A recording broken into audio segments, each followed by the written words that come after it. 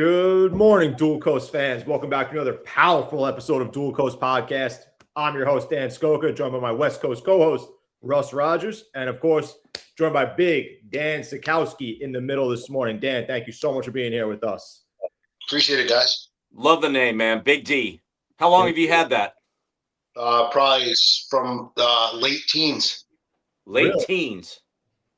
Yeah, so I was like super jacked and played football. I played football, then I got introduced into the weightlifting world as a freshman. And then by the time I was a junior and senior, bro, I was diced. And everyone just called me Big D. And then it just stuck forever. But there's Big D some for dice? No, just Big Dan, right? So it's just Big D, right? But there's some homophobic shit going on in New York where they can't call you Big D in New York because it's like weird to them. I've been on a number of New York podcasts. They go, I'm just going to call you Big Dan because if I say Big D, it's a little awkward. Big Dan Sachkowsky. Oh, that's funny. I got a buddy here. His last name is Dice. Bobby Dice. Bobby Dice. Is he diced? No. He's right. He's riced. He's riced. Oh, man. Dude, it's amazing to have you on Dual Coast, man. Thank you so much for coming on. We're pumped about today. We're pumped about what you're doing and everything. And I just want to go back. You know, Jared Sebesta, our good friend, introduced us about two and a half months ago, right before his event in Minneapolis. You and I stayed at the same hotel. We sat next to each other at the conference. It was an amazing time. We connected. We had coffee the next morning after your yoked workout and cardio. And we sat there for a good hour, man. You just, yapping it up and connecting. And we have connected ever since. And I am so impressed with you. I'm so impressed learning that, you're an author, you're a podcast host. You lead men, you lead people, you're a business coach, you're a speaker, you travel all over. In fact, you're coming to my event in May to Santa Cruz. It is going to be unbelievable. I can't wait to have you on stage, man. It is going to be epic. So, and I mentioned off air that there's a couple of books behind you, Who Not How, and 10 Times is Easier Than 2 Times. Tell me one thing out of there, Dan, either book, it doesn't matter. One thing that really resonated with you that you take with you on a daily basis. So, I mean, every single book I've ever read really resonates with me, and I have a lot of highlighted sections. But the Who Not How is very important for people to understand that a lot of people try to figure out the path when, we're the GPS, we're the navigator, and we're the ones who steer the ship. And everybody else is looking for the resource. They're looking for, who's going to guide me, who's going to push me, how am I going to get there? But at the end of the day, you just got to believe you're going to get there. And once you believe it, you're going to achieve it, right? So, we have to realize that we're the ones who make that move. And the people that we come across in our life and the connections that we make are the ones who are going to be there with us to take us to higher levels. So a lot of times in life, people don't accelerate throughout life because they hold on to the old people.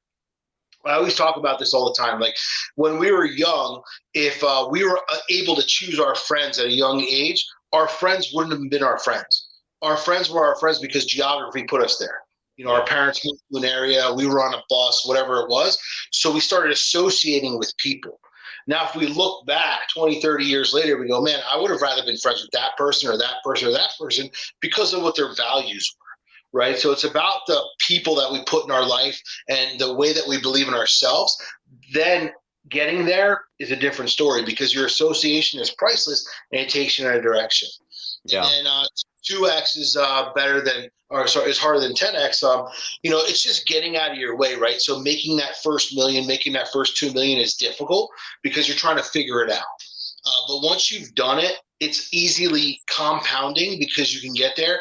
But most people stay at the 2x side because they never want to reverse engineer what they did to go to a higher level. They always want to keep doing what they're doing and expect exponential growth. But I always tell people, you can't be blessed if you're not blessable. Meaning, you've got to grow outside of your zone to be able to step inside that zone. But if you keep doing the same things that you're doing right now, you'll never be able to expand anything in your life. So true. Yeah. Who's the most recent person in your life, you talk about, surrounding yourself with good people, that are going to, be at a high level with you. Who is one of your most recent add-ons in your life that has made the greatest impact? So over the last 2 years, I've been coaching with Bedros Keuilian. And not only have I been coaching with him, but him and I became like really good friends. We now do events together. We actually have an event we're doing tonight live on the internet, just giving free value. We're building a mastermind out in Florida. We just did an event here in New Jersey. So he's just somebody who's really impacted my life. I've worked with people all across the board. I've had different coaches over the course of the last 20 years. But what I find real value with him is that he's just like me. He's in the trenches with me. He's doing the stuff with me. I'm not dealing with his people. And here's what I call it as a coach. I get very upset when people hire people and then they got to deal with their people. Like, you want to deal with the resource. So I've been in situations where I've had coaches and I've got to go through filters to get to the coach. And that's complete bullshit. So even, with me, the way that I work with my clients is you have direct access to me anytime, 24/7, because you hired me. So being able to have the access I do with him and not even understanding how much access I would have had. I mean, we were just texting this morning. It's literally, California time. It's totally different. And he's texting me 4:00 in the morning, hey, bro, we're going to rip it up tonight. You know what I mean? Blah, blah, blah, blah. We're just, catching up on what we're doing. So, I mean, to be able to have that availability, it's not like his assistant sent me a message, So just the value in the relationship and what we've been able to do and just knowing that real recognizes real. That's awesome. Yeah, that's awesome, man. Awesome. Dan, you coach a lot of high-level people, and you and Bedros, I'm sure, work together in that realm. What do you see as the biggest difference between people who say they want success and people who actually build that business or make that move or make that change in their life? Is there a difference you see in personalities, difference you see in traits, or something you see different in those people? Well, desire is a starting point of all achievement, right? So everyone wants something, but most aren't willing to do what it takes. Meaning, people want to make more money, but you got to find out why. People want to change the trajectory of their life, but you got to find out why. If you just want to have a better life, if you just want to make more money, there's nothing deep enough there to make it actually happen. So you got to figure out why you want to transition, why you want to change, and why those things in your life are important. And once that why is deep enough, it's engraved in you. It's almost like the fuel that pushes you every day. But just to want something, it's not going to happen. Yeah. That's true. When you and I sat at the table in the hotel, you went back and you shared. I wanted to get to know who you are, who you were in your past and everything.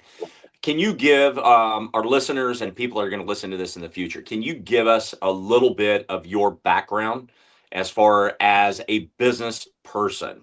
You have started, you have sold, you have done things in business. And I want you to kind of take us through that. And I want to talk about some of the challenges along the way. And I want to talk about, what you've learned along the way as well. So give us a little bit of back history about Big D. Yeah, so 17 years old, fresh out the gate, started my first company. Had a mentor at a young age that told me he believed in me. I saw what success was. So I read the book Rich Dad, Poor Dad when I was 16, and I had my Rich Dad and I had my Poor Dad.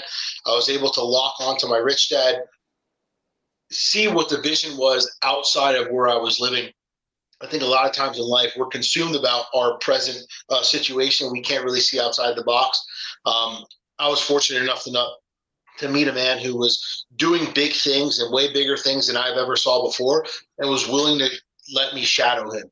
So because of that, I saw a bigger picture of life. I went on to start my first company, and I made almost $4 million from 17 to 24. Then I went bankrupt. So what happened was my mentor at the time when I was 17 said, hey, man, I believe in you. You're going to do big things in this life. And that's all I needed to hear. I think sometimes in life we hear something, but we don't hear everything. And he told me I wasn't ready, but I didn't hear that. And I was like, yeah, I'm good. I'm ready. You know what I mean? You told me you believed in me. That's all I needed. That was my jet fuel. So over the next 7 years, I had massive success. And I believe it was because 2000, from 1999 to 2007, the economy was pumping. And I've never seen a bad time in business because I was only involved in good business. Yep. Then when the economy crashes in 2007, the phone stops ringing, I'm not making any more money. Man, that was a wake-up call. So as much money as I was making, I was blowing. I had nobody giving me advice. I was like, man, I'm living on top of the world. I'm just blowing money. MTV Cribs, like I was like, yeah, I'm going to be on TV one day. You know what I mean? That was my goal because that was the picture of rich and wealth that we grew up with. Yeah. So everyone always says, like, throughout that time, what's the one thing that you regret? Do you regret going bankrupt? Do you regret spending all that money? I go, no, the one thing I regret is I never asked for help. Because we have this pride and ego system that runs in our life. And until we put pride in one pocket and ego in the other, and just kind of, move forward, we can't ever get to that place that we deserve to be. So I thought I had it. How many times have we talked to people and they're like, hey, you need help? You want me to help you out? You need some help? No, I got it. But internally they don't have it, but we have so much pride that we don't want anyone to help us. It's the same thing with picking up a box. No, I got it. I'll blow out my back before I ask you for help. This is just the challenge of the way we live. So then, throughout that process, I got myself a mentor, started building businesses, built businesses to a point where for that first business, I was working 80 hours a week. So I was not only the main employee, but I was the sales guy. I was the estimator. I was everything. I was doing everything. So I knew that wasn't the life I wanted again because I was burning out. So I started reading a lot more books in business about processes, systems, and developing all that stuff. So at a young age, I got involved in the system side of business. I knew that I had to have a culture. I knew I had to have the right people in place, and I had to build a team. So ultimately, most people don't succeed in business because they have employees. And when someone walks into your business and feels like an employee, that's exactly what you get. But when someone walks into your world and they feel like a part of the team, that's exactly what you get. Culture, and everyone thinks like, all right, well, this guy owns the business and this guy needs to be the best handle. This is the way business owners think. Like, I have to be the best, and if I could just find more of me. That's the most selfish thing we can ever say. So when you look at, so I'm a Buffalo Bills fan. So when you look at the Buffalo Bills, amazing team, right? So the coach is a great coach, but the coach doesn't have it all. The coach has the idea, and then he trusts the team to do the job. Right. So it's the same thing as a business owner. As a business owner, we have to have the idea. Then we got to put the right people in place that we can trust to get the job done. But most businesses never operate this way. And I knew that early on. And that's what I did for the next, 20 years was I built businesses on systems and processes, built big enough that I wasn't the bottleneck and I can get rid of these companies. Now go build another one.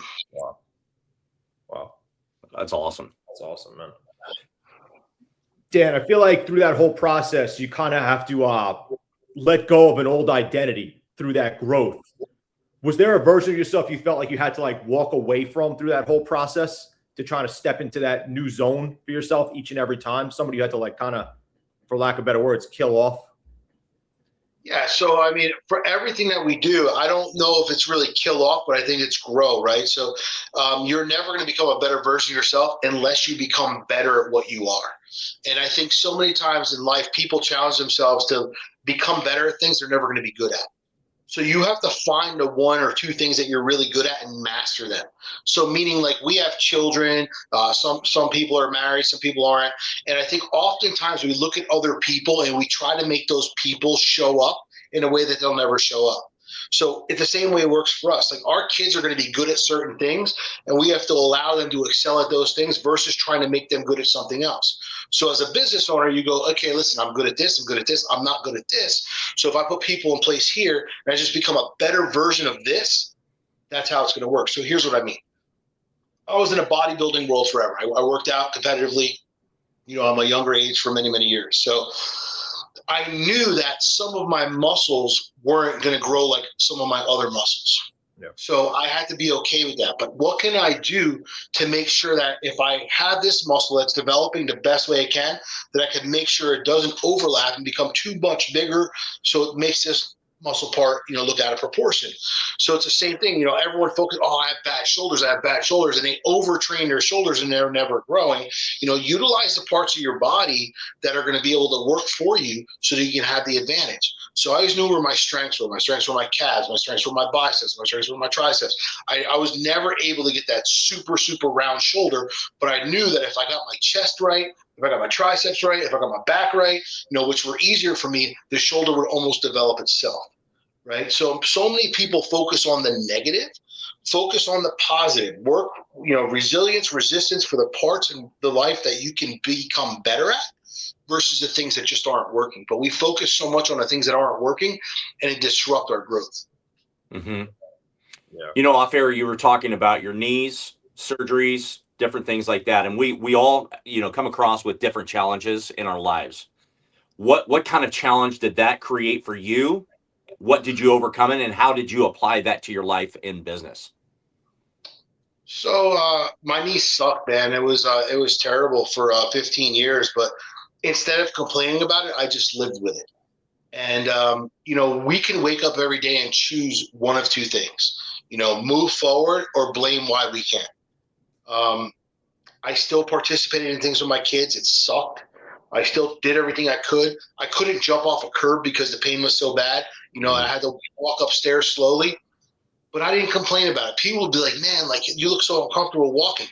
But I learned to live with it because I knew there was nothing I can control. Every doctor I went to was like, hey, man, you're too young. We're not going to replace your knees. You're too young. You're too young. And they tried everything. Every insurance company rejected me, everything. And I just had to face the fact that I was too young. All right. And they're not going to do it. So I had to learn with how to live with it and be okay with it, but still push forward. The problem in life is we look at situations in our life, we allow them to paralyze us. I don't, but many people do. And they become, the identity of who that person is and why that person can't achieve something. So I just kind of go, okay, well, listen, I could be the victim of this circumstance, or I could be the victor of this circumstance. Whatever it is, how do I use it to the best of my ability so it's not going to break me down, but it's actually going to build me up? Yeah. I mean, listen, man, I'm incredibly grateful that my knees are done now, and I feel so much better. I do legs, like I can run. I couldn't run for years, but I still didn't let it slow me down. Now I'm just a better version of myself, and I don't have to deal with the pain I was dealing with every day. Not that you're going into a gym, and I know you work out at your own place, but you've gone to gyms in the past, and you've talked about balance in your body and everything. What comes across your mind when you go in and see somebody that has this massive upper body and chicken legs? That was me because I couldn't do legs. So knowing and that was me. I still did calves because I could do calves, and I realized, hey, listen, my legs won't grow as long as I wear shorts to my knee and I have some jack calves. Nobody will ever know. I could never wear tight pants. Put it that way. Not showing the quads. What I can tell you about the gym is there's guys in the gym that have no chest. They just have arms. They just have shoulders. They have no back because people focus on what they think is going to make them look good. Yeah. But your body structure works all together. And if you're working out doing legs, your legs actually help the rest of your body grow because it all works together. And unfortunately, after I stopped doing legs, my body was limited to the growth and development it can get because I couldn't do that. So, there's actually people who do too much legs, right? So you see some of these guys who are doing is squatting, deadlifting, they have fucking ginormous legs, you know what I mean, and a really small upper body. I mean, if you want to look like that looks completely retarded. But it's all about balance and, not overtraining or undertraining certain things. And it's like everything in life, right? So yeah, absolutely. I really love like the fitness world because I was in it and I understand how everything plays a part. So it's like every day, your mind, your body, everything is part of execution. And if you leave something out, your day is never going to go the way it should. If you leave something out of your training, your body's never going to grow the way it should. So everything in life works the same way. It's just like your car. If your car had 3 wheels, you're not going to drive, right? So everything has an operating system, business, life, our body. And if we don't follow the map, it's never going to go to its full potential. Yeah, I live by the beach, and I'm like, whenever I see somebody that's really yoked from the waist up, I just want, and they got chicken legs, I'm like, yeah, I just want to yell at them, dude, work on your legs. It's like so looks just so out of balance. Tell them to spot inject their TRT in their calf and wear long shorts. Long shorts. Past the knee. Hey, now I can wear shorts above the knee. I feel like. Thank you. My kids used to be like, bro, your shorts are so long. Like, that's out of style. I'm like, Unfortunately, that's kind of what I got to do. This is not for fashion. Oh, that's too funny. Dan, do you feel like that gym discipline that you developed early on in life kind of carried into business? And do you feel what's your daily, what does self-respect look like to you daily now? Like, what do you do daily? What's your daily habits, the routines look like that you carry into business simultaneously? So I totally believe that the discipline, because of eating the way I had to eat, I used to train twice a day. You know, for me, I still to this day, I work out of a paper planner. My entire day is scheduled on the hour. I know what I'm doing. I have a Google Calendar too. My assistant will put everything in there. I mean, bro, all I see is a whole bunch of boxes. To me, that shit makes me crazy.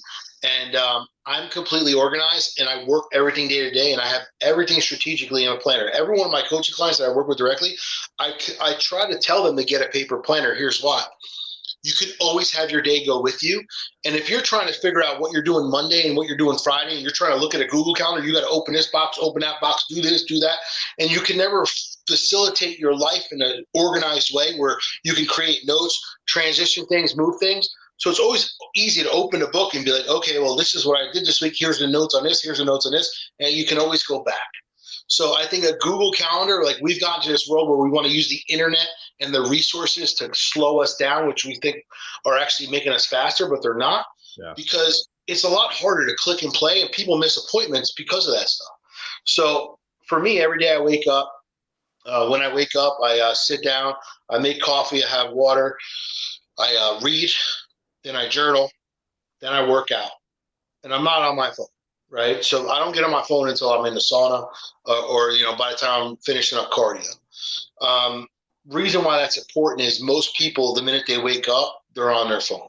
Yeah. So what does that do? Well, what that does is you haven't even given the world 5 minutes of you, but the world's already taken your first 5 minutes. So there's bad media, there's a bad email, you see some shit you don't want to see. Your entire day is now designed by the first thing that you just saw. So for me, for many, many years, it was very, very important. Even when I go away, even when I travel, whatever I do, the first thing I need to do is make sure that I'm reading. So for example, I'll be on a plane on Thursday coming to California. I'll see Russ in California. And when I'm on that plane, I always take early flights. I have an early flight. I'll be journaling on the plane. I'll be doing what I got to do after I meet Russ. But let's say I wasn't going to meet Russ right after I landed. Let's say I was going to meet him a little bit later in the day. First thing I'm doing is I'm going to the hotel and I'm going to the gym. Yeah. Because I want to get my shit right, my mind right. You know what I mean? But I'll meet Russ, have lunch, and then I'll go to the gym, you know, on my way. Because at the end of the day, like, you always got to get your routine in and get your mind right and get yourself reset. Most people, when they have long travel, they want to go to the hotel and take a nap. Yeah. But if you actually go to the gym, you get recharged and you readjust yourself to where you are right now, and now you're ready to go. So my day starts the same every single day, and I usually don't start my day till 8:30, 9 o'clock. But by the time I'm started, I'm already ready, and the world's now got to be ready for me because I'm already available. But most people allow the world to dictate their day. And this has become like one of the worst things in people's lives. Yeah. Because they allow it, you know, how many likes did I get last night? Who gives a shit? Yeah. You know what I mean? Like, go figure yourself out first. And once you're fully ready to commit to the day, you walk into it like a superhero. Yeah. How important is it for you on the physical, you know, to help you on the mental aspect, right? Because you talk about, you know, you're on a long flight, you know, and then you come in and you get off and you get into the gym, you work out if you have the opportunity. But, you know, how important is it, like, for other people, not necessarily for you, but how can other people apply that to their life to say that the physical just increases my mental capacity and my mental outlook? Well, your physicals, it's like you're outbound, where everything just kind of pours out of you, and you kind of have your time to yourself. And it's like anything that's going on with you, it allows you to break through your workout. So even if you're just doing push-ups, you're just doing sit-ups, whatever you're thinking about, just get all that stuff out during your workout. Use that tense stuff that you have going on in your life and just work it through your workout. So now you're fresh, you're good. You know what I mean? You got any anger out, you got any stress out, you got all that stuff out. Now you're ready to go with your day. A lot of people like to work out at night. I hate working out at night. Yeah. You know what I mean? I used to work out at night back in the day, but I just feel like I get a way better workout in the morning because of clarity. I have a clear head. Yes. Yeah. When you're trying to work out at night, like you're so distracted. And this is why I don't go to the gym. I have home gyms because like you go to the gym, everyone's on their phone, everyone wants to talk to you. Like, just leave me alone. I just want to work out. I want to be in my zone. Yep. Yep. So true. So That's true. good. Hey, I like to start my day with a walk. So I get out and you talk about, moving the body, but also just clearing the mind. And that's the way I like to start my day. And typically I like to do my workouts somewhere between 3 and 5. But yeah, I'm like you. There's no way I can work out at night. If it's after 5, forget it. Yep. That's okay. If you're doing your cardio in the morning, you're getting your think time. And in the middle of your day, that's cool. Like I do that sometimes. Yeah. Yep. So like today I was only able to do cardio in the sauna this morning because of the time that we had to jump on here. So I have a coaching client afterwards. And then after that, at some point after I get home, I'll just do a workout later. But I'll be good. And then I have a big Zoom. So I'll get pumped up like through my workout. And then I'll get on my Zoom at 8 o'clock tonight. And I'll just rip it up. You know what I mean? My mind will be ready. It'll be clear. Anything that's happened up to that point is gone. Now let's go. Fresh mind. Yeah. That's awesome. 100%. One thing I actually started doing in the gym too, instead of listening to music, I started listening to motivational talks. Yeah. I started doing that while I train instead of listening to because I noticed I was flipping my phone every 2 seconds, changing the song. And I was just like losing focus and I was just, focused on the scrolling the songs. So I started putting on motivational talks now on Spotify, like pep talks, motivational stuff, Goggins, whatever, and just listen to that the whole workout. Yeah, I do the same thing, or I listen to a podcast or something. Podcast. Dual coast. Dual coast. I need music to work out. You don't need music to work out because you're actually thinking about the song and you're trying to relay it versus just trying to, get inspired to do something, right? Yeah, exactly. I figure I give myself that clarity simultaneously with the motivational talk and kind of just carry it into the day as opposed to listening to the music, then getting in the car, listening to more music. It just doesn't do anything for me. Yeah, exactly. You can say I something. honestly don't even listen to that much music, sometimes. And if I do listen to music, it's usually like Christian music that I have on or country music. Country I'm big with it in the gym too. Who's your favorite country singer? I mean, I don't really have a singer, but Morgan Wallen's good. Zach Bryan's good. Zach Bryan, yeah. You'll never catch me at a concert. I'm not paying that much money to go see one. No way. My kids go to these concerts. They're paying $500 a ticket. I go, you're out of your fucking mind.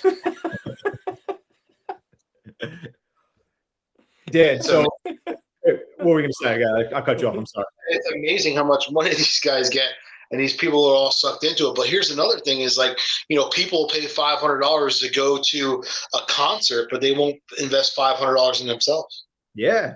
Yeah. That's literally what I was just about to bring up. People will spend money on the obscure kind of things like, Taylor Swift is like $3,000 to go see her. But you ask somebody to spend $3,000 to go learn a skill set, and they will not do that. You couldn't pay me $30,000 to go see her. She sucks. Yeah, because nobody wants to invest in themselves. So it's like this, right? So no matter what we look at in life, we have these 2 lists in our life. We have the to-do list, and on that to-do list is all the things that we need to accomplish, plus it's the personal development. Then we have the not to-do list, which is like, hey, hang out with my friends. Hey, watch Netflix. Hey, go to a concert. Hey, do all this other stuff. And people want to complain about why they're not growing over here. It's because they're spending all their time and money over here. Yeah. It's actually good, practice to do. We're writing down different things, journaling different things like, I want to be here, not here. I want to be here, not here. And I feel like that's overlooked too, is journaling something I'm trying to do more often also is, tell myself the goals, talk to myself, say what I want to do in the morning, what I want to achieve, where I want to be in a year. I feel like that's very overlooked now. People don't really do those type of things. Yeah, I think starting your day off with gratitude is the most important. Like, what are you grateful for? Because a lot of times in life, listen, we all have challenging things that happen in our life.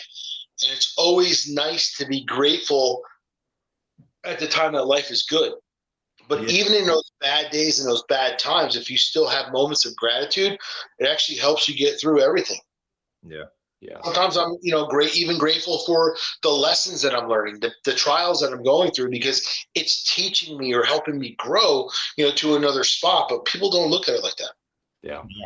Yeah. Yeah. Our buddy Jared, he always starts his day with gratitude walks Gratitude out on his property, out in Minnesota. He gets out there and he goes, oftentimes I'll just get out there and, he's like 6'6", I just raise my hands, spread out that, those wings, and just, give gratitude in the morning for everything, because, you don't know what the day holds. You don't know what the challenges are going to be. You don't know what, the beautiful things that are going to come into your life, So, give gratitude each and every day. Absolutely. Yeah.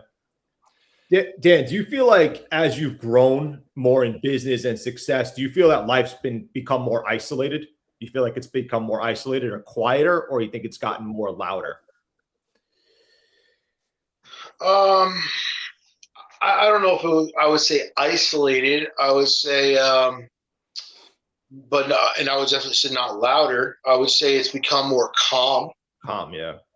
Because you're still doing things, you're still moving, but you're moving around people who have a common future, and it's easy because there's no frustration. Yeah. Right. So as you're growing through life, there's a lot of frustration with where you're at, and when you're stuck around people who don't have the vision and people who are trying to hold you back, there's a lot of noise. There's a lot of chaos, and there's no alignment. But as you start to grow and you start putting yourselves in rooms, putting yourself around people, the energy is just different. Proximity is power, right? So at the end of the day, when you start spending time with people who are growing, conversation, you're not fighting for a conversation. So meaning, like, if there's a wedding coming up, or there's a birthday coming up, or there's whatever coming up, I probably don't want to go. And the reason why I don't want to go is because everyone's going to sit around the table and talk about what we used to do. Yeah. And for me, it's painful. Unless it's going to and I'm talking about a family member or like an old friend. But if I go to a wedding or something for someone that's in my life today, I know that the players around the table are going to be a little bit different. Right. So I don't want to go to my 20th year reunion because what do I want? What am I holding on to? Yeah. If you hold on to which is small, you never get which is large. What are we going to talk about? How we used to get in trouble? How, I almost got arrested. Who cares? Yeah. That's irrelevant. Yeah. But this is the kind of conversations that we have. And a lot of times with our family, depending on how you grow up, these are conversations you have around your family because they don't have the same vision as you. They don't think the same way as you. My mom's always like, "You're crazy." You know what I mean? Like, when do you slow down? Like, but I don't slow down. I don't. You see things that people don't see. And that's why it comes together. Like me and Russ have this conversation all the time about putting yourself in the right rooms. Like you just said, you want to put yourself in those conferences with like-minded people and surround yourself with those people and kind of, I hate to say this, but let go of the people who aren't in that same mindset as you. I'm sure you throughout the process have lost a lot of friends along the way and people who used to talk to and everything, people who were close to you. And kind of me, the same thing, in all honesty. I stay more isolated now. That's why I asked that question, because I feel like the group around you becomes a little bit smaller, but more like-minded simultaneously. Yeah. So I think what we realize in life as we grow is we don't really have friends. Yeah. We have associates, and then we have a couple close people to us. Mm-hmm. Because if we're evolving all the time, those friends, unless they're on the same journey with us, are always going to be replaced. Yeah. And people take that as pain.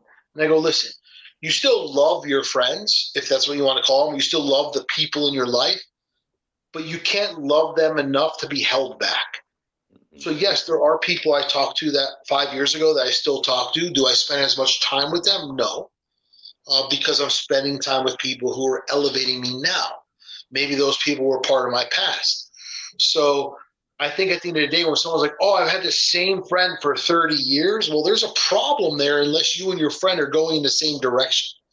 And oftentimes, is neither one of them is growing. They're on an equal playing field. And for me, it's like, hey, I don't want somebody to hold me back. Listen, if my friend's going to elevate with me, I'm down with it. And, every single person I've been around for the last 10 years, every single couple of years, it's kind of like, Okay, re-engage, filter, re-engage, filter, re-engage, filter. And you just start spending time with people. Like I'm spending time with people today that are making more money per person than 10 people that I used to hang out with 10 years ago. So it's like the difference, but people want to hold on to this and they feel bad. You can't feel bad. Yeah. You got to love your life enough to know that your life is designed by you. Yeah. And if you allow other people to dictate your direction because you're connected or they don't want to let you go or you don't want to let them go, you're going to hold yourself back. You're never going to evolve. Yeah. Yeah. It takes a mindset shift on your part too. Yeah. With those close, go ahead. Eagle, right? So when you look at the eagle soars alone. The eagle has a baby. After the baby is born, the eagle drops the baby, right? So it becomes, independent. So growing up in life, so if you go look outside in the spring, there'll be a whole bunch of birds flocking together. They're the minority, right? They're the majority of people in the world, mediocrity right there. But then the eagle soars alone, right? But then the eagle will see another eagle and they might have a bond. So at the end of the day, you got to find those eagles in your life. If you want to soar with all the pigeons, if you want to soar with all the birds, like that's cool, but you're never going to outgrow your circle because that's where the whole world wants to keep you. Yeah. Yeah. When you're talking about your close knit group, let's say it's 3 to 5 people that's close to you. What are some of those qualities that are in those people that you really not just admire, but like these are things that you want to have in your own life if you don't have them already? Well, personal responsibility. They all take responsibility for their life, for where they are, what they're doing. Personal development. They're all playing a part in becoming better every single day. Personal relationships, making sure that they value the relationships of people that they're around, and they're setting the right examples. Meaning, like when you hang out with lower hanging fruit, they don't do as they say. Mm-hmm. They say they preach because they hear, but they don't participate. When you start hanging with people who are at higher elevations, you actually see them preaching and practicing the same thing. And really, these people, like, they have their values together. Listen, we're all screwed up. We all have shit going on in our life, and none of us will ever be perfect. And when you're down at the bottom, everyone wants to point out what's wrong with you. But what's awesome about hanging out with people who are elevated is they're like, hey, Dan, listen, I just want to be honest with you. Here's what I want to talk to you about. Why don't you change this because I think this will do this for you? Or I'll tell someone, hey, Mike, I see what you're doing in the direction you're going in. I see what you're trying to do. But if you just change this and you change this about you, I think it'll shift you. And we try to bring people to a place where it's like, hey, let me help you get there, versus everyone at the bottom wants to point out why you're not there. Yeah. Mm. Yeah. We're all screwed up, right? So everyone, listen, I always tell everyone, like, you can't give advice to someone who's more screwed up than you. Get to a place where you realize, hey, I'm just as screwed up as you, and I'm growing with you. Now you can adjust and help each other. But the lower hanging fruit always wants to sit there and critique you, criticize you, talk about you. And that's not what life's about. Yeah. Oh, it's absolutely true. It's absolutely true. I feel like that's where you got to kind of take that risk also and just not care what people think and just try it and give it a shot and stuff like that, because you can't let other people's opinions hold you back, Oh, you follow my Instagram, I don't care what people think. Yeah, no. That's how you got to be. Absolutely. People, you can't care about what anyone thinks, family, friends, anyone. Like, right. Because at the end of the day, like, you are the creator or destroyer of your life. Yeah. Without a doubt. Dan, so what are you working on right now? What's the future for Dan Sachkowsky right now? What's something that's in the works, something you're looking into, something you're intrigued by? We got a lot of stuff going on, man.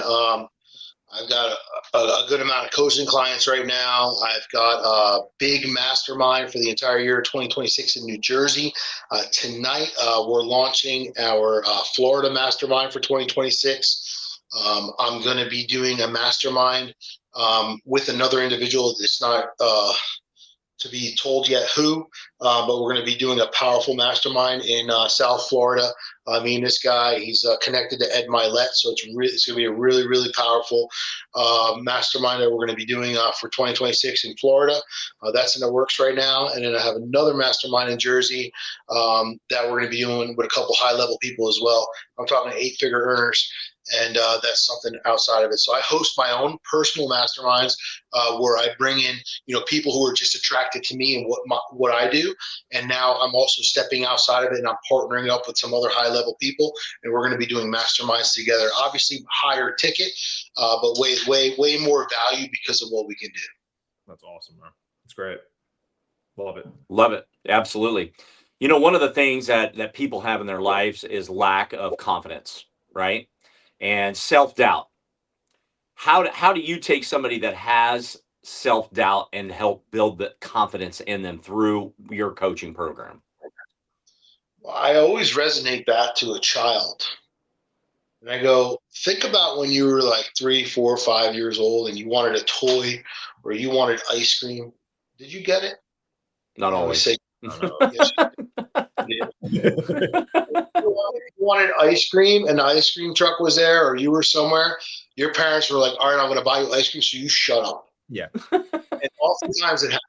And if you were in a store and you held on to something, and maybe it wasn't all the time, but a majority of the time, if you wanted something small, it was a couple of bucks and you held it across the store, you literally got it so you would stop. Yeah. Because you were resilient as a child. If you wanted something, you went after it. The same thing happens when you're crawling to walking. You have a desire to make it happen no matter what the obstacle is. Mm-hmm. So when you're a kid, you start dreaming of this, I want this car, right? So when I was young, we went to the boardwalk and we had these gold frames. I think I had like a Lamborghini and a gold frame and a monster truck.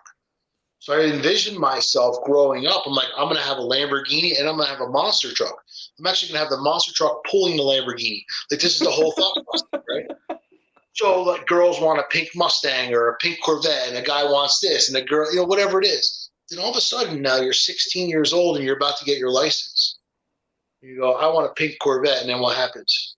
You can't have a pink Corvette. I'm going to buy you a reliable car that's going to get you from point A to point B. Mm-hmm. And you should just be grateful. So now what happens? Now at a young age when we start to drive, our dreams start just falling apart.